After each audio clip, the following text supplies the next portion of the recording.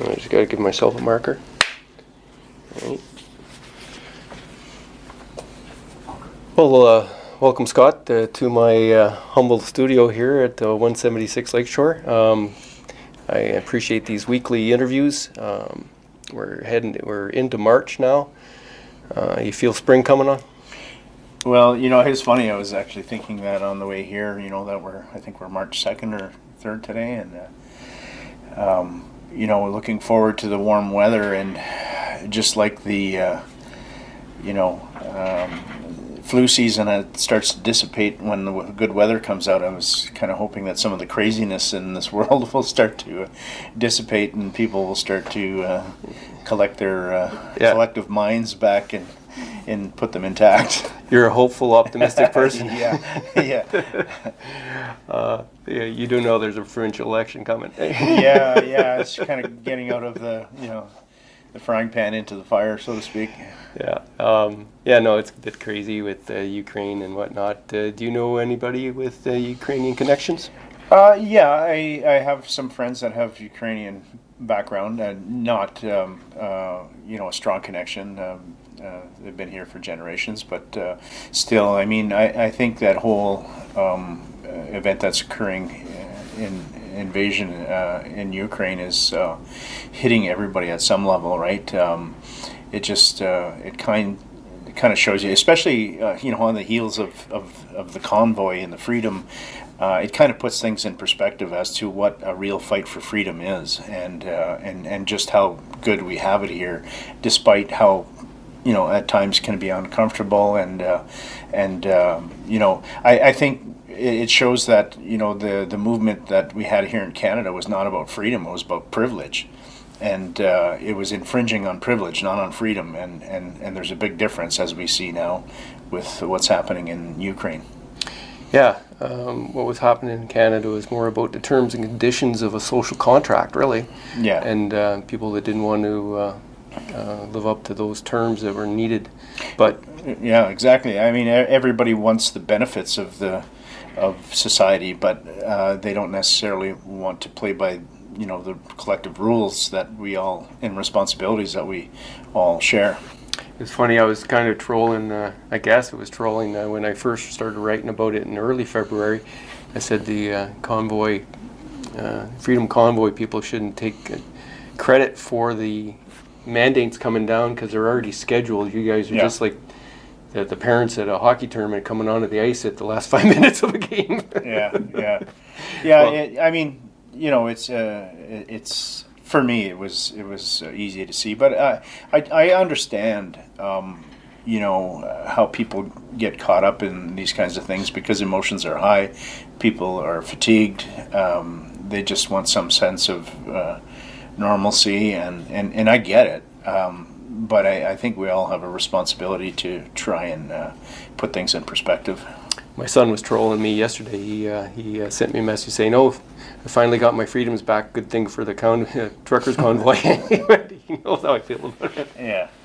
But like guys like him were trying to get their lives going, and the mandates really interrupted their things when they felt that they were healthy enough to face anything. But yeah, it is what it is, I guess, and I'm hoping everybody can sort of get through it without being enemies for life anyways. Well, and that's the thing, because it's been a polarization of not only friends, but even in many cases family. Yeah. So yeah, it would be good, like I said, if the warm winds of spring and summer can blow some of that away. Yeah, for sure. Yeah, I'm just gonna turn the other mic on. Good thing I have the backup. There's another switch on that mic. It's a good one, but now it's working. Operating within a budget. Well, yeah, the technical team, eh? Yeah. I wanted to talk about the Robinson Huron treaty case, and tell me where it's at. And the provincial election is kind of right before. You mentioned that the province is still wanting to appeal, but there's some discussion possibilities. It's a little bit convoluted. Yeah, I mean, there has been some indication of, the idea of negotiating settlement, but, the court case itself is still, on track to go through to stage 3, which would be the compensation stage of the litigation. There's still the appeal from the decisions in phase 1 and 2 of the court case, but those things go in parallel, and so the third thing that would be paralleling all this litigation process would be, we've been asking to sit down at the table and negotiate a settlement and avoid any further litigation. So all those things are happening. As you mentioned, there's a provincial election that is, we're teetering at the edge of that. That'll be only slowing down, the possibility of, if we can get into a negotiated settlement. But as for the litigation portion of that, that is going to continue regardless of election. Right. I read in the story that some First Nations that are involved with negotiations with companies about mining agreements and revenue sharing, profit sharing, they'd like to see how this transpires before they actually get into these other agreements. Yeah, I mean, I guess some companies will not come forward unless they're basically have to. You have other companies in the industry that are being very proactive and seeking out partnership and resource sharing agreements beforehand. So there's a wide spectrum of different relationships that are out there. But yes, for sure, some are waiting to see what comes out of the litigation process to see, how that will play out and what their obligations are. Has your case with Robinson Huron Treaty Group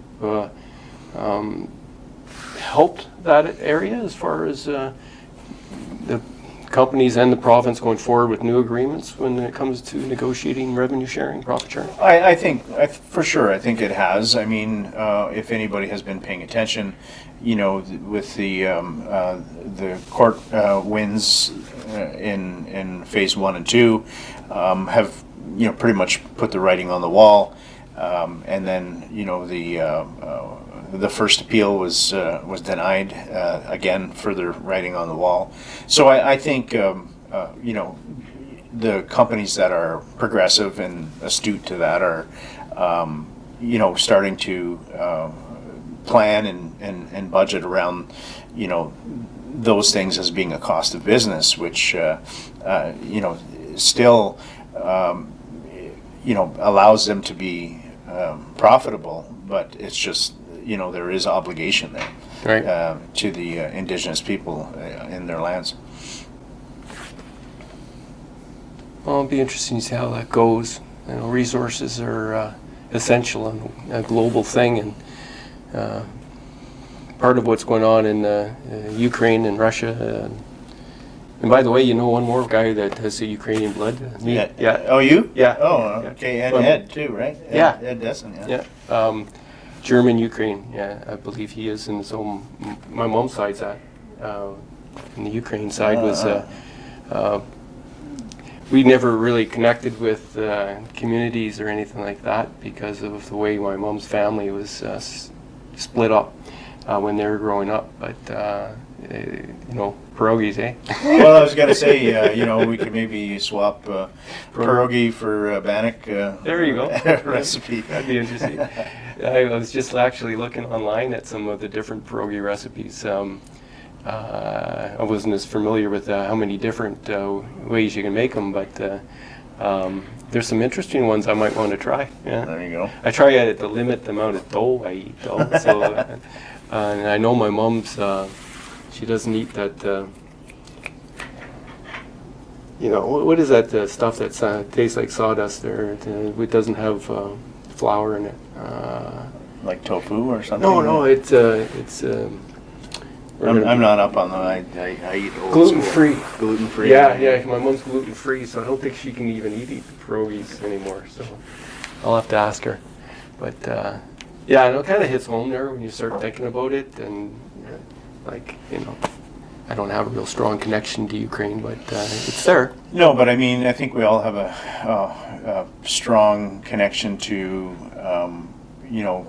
democracy and living in a society that allows major freedoms to be able to live and aspire to whatever you want to in life. And when that is attacked unprovoked, I think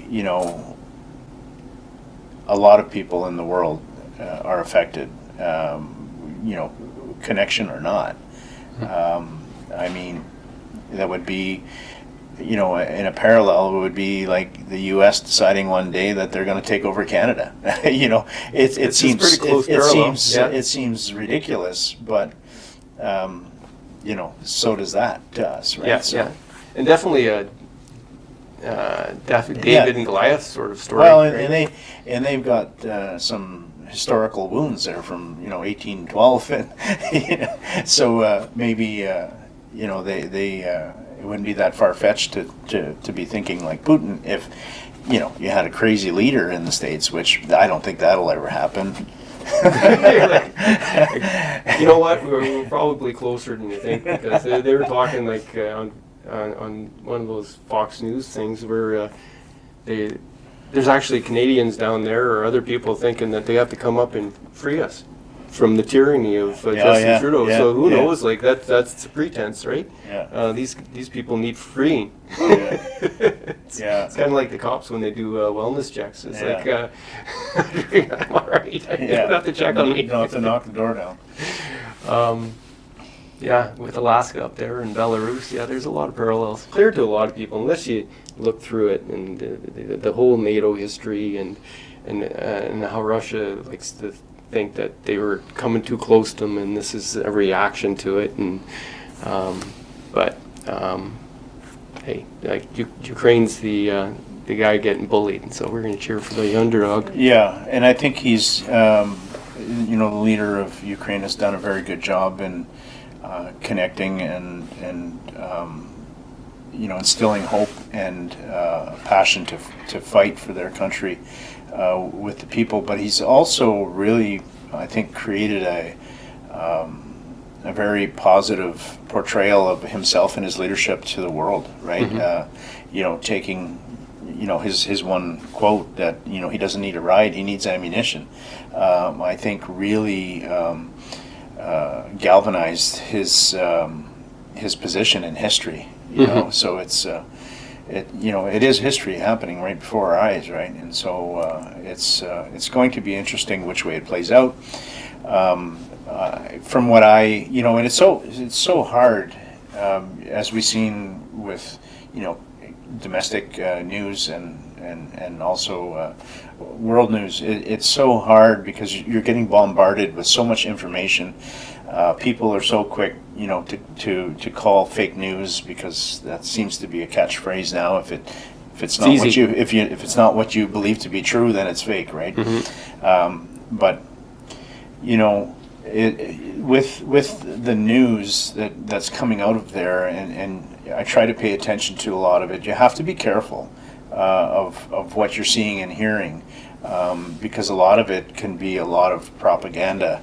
And with today's social media, it just makes it so much easier to spread that propaganda. You don't have to drop it from helicopters anymore in paper form, right? Yeah. So you have to be a little bit vigilant on what news you're following, but it does seem like that the Russian people are starting to get really pissed off at Putin and his leadership, and they don't want to be seen by the world as this country that invades this smaller country for no reason.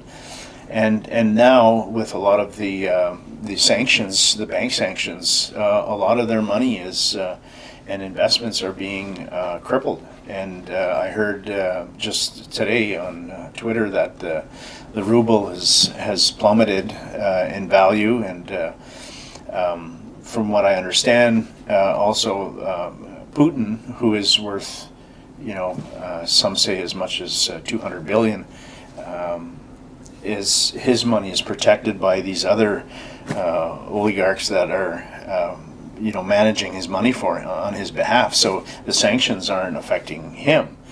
But apparently, I also understand that the rest of the UN countries know who these people are that are protecting him. So I think there needs to be some political will there to start putting sanctions on those people by affiliation, right? To really start having an impact on Putin. But I mean, I'm starting to tread near the limit of my knowledge of world politics, but it's pretty complex. And I've crossed my limit a long time ago.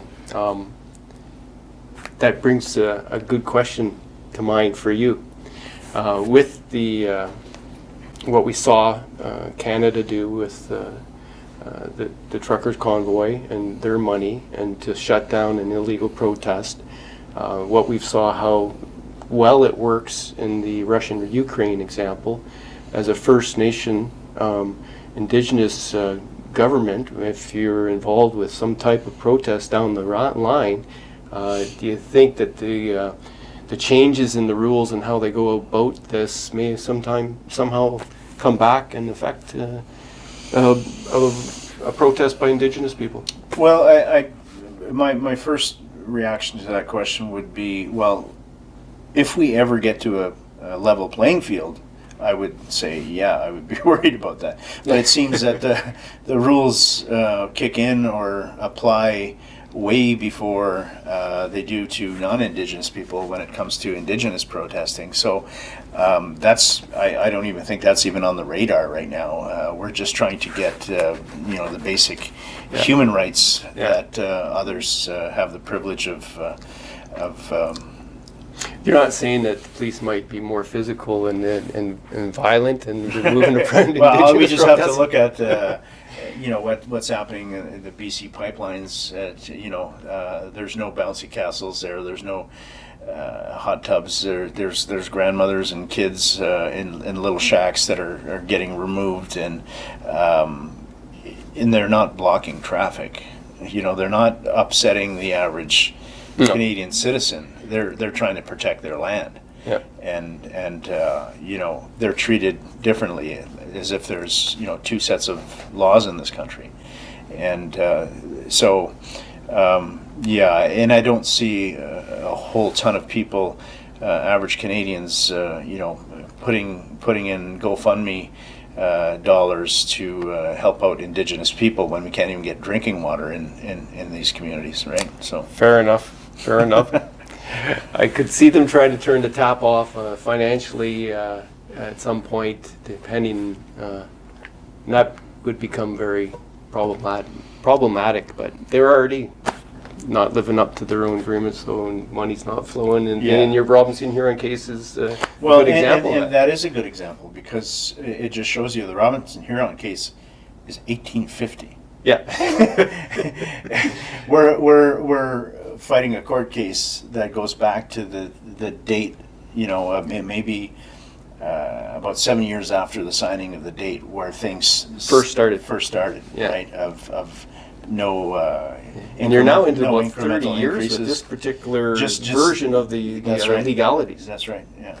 Wow. Yeah. So, and that's a treaty that was agreed upon and written down, and you had all the legal standings of a treaty relationship that were essentially not followed from day one.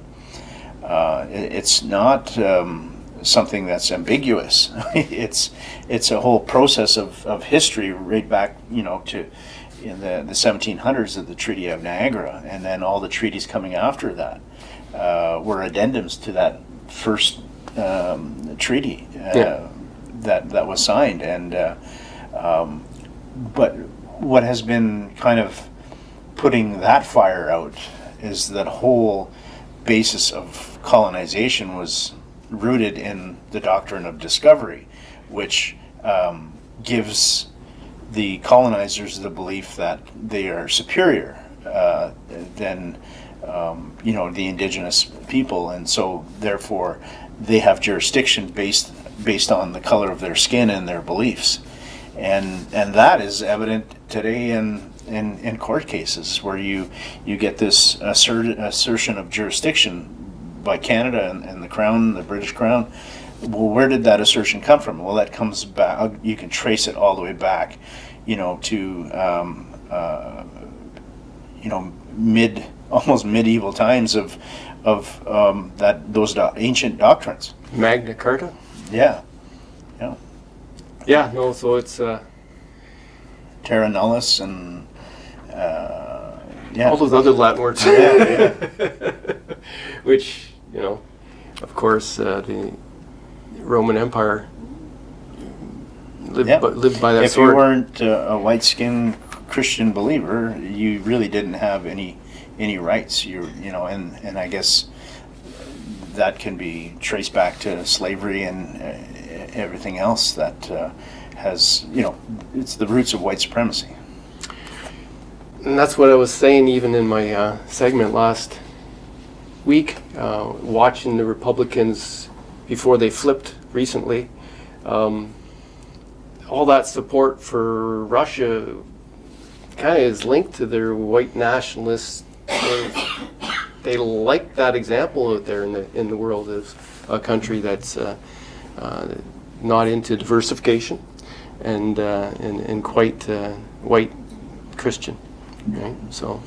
Yeah, it sounds familiar. Sounds familiar. I wonder where we see that. Back in the 1930s, there was a young German leader in 1932 who was he had some pretty far right ideology, but a lot of the good working class people of Germany, were willing to overlook that part because he was talking about all these improvements in job creation and restoring the national identity and pride and it was a convoy and it was a hell of a convoy. It was a hell of a convoy, and I mean, people might think that's silly, but that's it starts with a seed and then it grows, and history has a way of repeating itself, right, in cycles. Mm-hmm. And we see that in the U.S., we see that in Canada, we see that in Russia, we see that in a lot of different parts of the world, and it's just I don't think we all want world peace and all these democratic ideologies, but nothing is static. Everything has its term. It's almost like a government, and keeps changing back and forth, and it never stays the same because the mass ideology or the mass psyche is always ever changing, and people think differently, and I think we're seeing a lot of that today, right? Of people that you've known forever are starting to think differently, or is it us? It's hard to say, but there's always changes, biological and psychological changes that are occurring. I was just writing about this. I didn't get my column done this morning. It's going to run tomorrow instead. But the individual evolution and maturity and the change of perspectives you get after a lifetime of experience, and not everybody does evolve for the better. Sometimes they devolve to what's comfortable and what they can understand. And when I was writing that, actually, it was more to do with cancel culture and not giving people a chance to grow from their mistakes. I'm not sure how much people can grow from their ideologies, so I'm not sure. Yeah. I kind of cringe every time I hear that term, cancel culture, because or political correctness, because in a lot of cases it's just correctness, right? It's just being decent and nicer. Yeah, and I think there is some room for both. When we talk about cancel culture, yeah, for sure, we can't just cancel things and try to bury them or forget them, but there are certain things in society that I think we can do better at. People say, well, Johnny MacDonald was one of the prime ministers of quote unquote founders of Canada, and taking down his statue is a bit of cancel culture. And I think, well, that's from your experience, your worldview, but from Indigenous people, from our worldview, it would be like having a statue of Hitler in Germany. No, we don't forget these people, but we don't mortalize them or celebrate them. And when we see public art, it's usually to memorialize or celebrate something, right? It's you don't go down in one of any of Germany's cities and see a statue of Hitler there. Not trying to compare one to one, but I mean there is a similarity there depending on which side of the fence you were on, right? So for Indigenous people, it's we're still pulling up our babies from graves at residential schools that John A. Macdonald was one of the architects of, and Duncan Campbell Scott. I don't want to see a statue of him, but these are the things that I think privilege plays a part, and privilege by the definition of if it doesn't affect you personally, that's what privilege is, right? And so people are not immune to that privilege. So to the average Canadian, it doesn't affect them. They didn't. It's not their babies getting pulled out of the ground. So they're privileged in that sense that they can say, well, I don't care if that statue's there. He's one of our prime ministers. Why shouldn't it be there? Because they're privileged. But not everybody is. So if that is categorized as cancel culture, then I'm all for cancel culture. But I don't think it is. I think when we take that too far, where we try and blame or hold somebody accountable for something when they did when they were 16, but aren't like that anymore and have learned from it, and we have to allow that space for learning and growing. But this, I think there's a big difference between those examples. Oh yeah, I'm all about most statues coming down. Actually, I'm not really into the glorification of individuals. Generations have passed. There's just way too much unknown about people before you glorify them, and their legacies impact people like yourself, and generations of people that. Those inanimate objects should be canceled if the iconic image is hurtful to people and it represents something that we're moving beyond, right? But for the individuals and human beings, I'm more about, and maybe this is just because I've said a lot of dumb things in the past, done a lot of dumb things.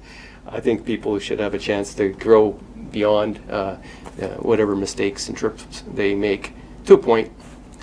If they don't show any ability to evolve. Yeah, I mean, for sure. I mean, if we're going to start digging up everybody's past and looking for stuff, there wouldn't be too many people in too many places of authority or responsibility. I think we have to find that balance, right, of what we want to portray as, a collective society and what we want to teach our young people, but also balancing that with life lessons and the notion that nobody's perfect. I think we kind of lost that somewhere, that we're always looking for some imperfections in people so we can tear them down. It's some of the best lessons I've ever learned in life were terrible mistakes, but you learn and you grow from them. And if we don't allow ourselves that room to do that, then why are we having anti-racism rallies? Is it just to hate them, or is it to get them to change, or get people to change? Mm-hmm. Because if we want people to change, then we have to allow that space for them to change. Yeah. Right? We can't just hold them accountable forever. Mm-hmm. Right? We need to allow them to grow. And so if we're not willing to do that, then we're just having rallies just to hate the other side. Right. Yeah. Not to change anything. Yeah, and it has to be for change, I think. It's a good point. I think we covered a lot of ground here. Yeah, we always do. It's like the perpetual rabbit hole every time we get together. Yeah. Well, it ends up in sort of the same position. I'll end with one that the president of Ukraine has set the bar fairly high for leadership. Pretty well would put a scary thought through some of the leaders that wouldn't have that type of moral strength to stand up and fight, right? So, mm-hmm. You feeling pressure? No, not at all. Not at all. I think if you look back, you probably find me in videos of I Don't Know More and and many different protests and demands for change. Personally, that's why I took the job that I'm in, is because I want change. I want social justice for Indigenous people. I want all those things. So I'm already at war. I'm at war at different levels. Not trying to compare myself in actual war with guns, but I think personally, if ever came to situations like that, I'm one to fight for what's right all the time, no matter what. And it was funny because I think Trump was asked that same question and he skirted that one. Oh, yeah. I was waiting for him to bring up the heel spurs. Oh yeah. Somebody else did, right? Somebody else did. As if he would. He had that chance. Yeah, but I know a lot of Indigenous leaders and just Indigenous people in general. We're in positions where we have no more to lose, and we only have everything. You had nowhere to go either. Yeah, exactly, right. So yeah, I don't think that's just my attitude. I think that's the attitude of the Indigenous spirit, and so yeah, I'm just glad to be part of that. Right on. Well, let's end it on that note. Thanks. All right, man.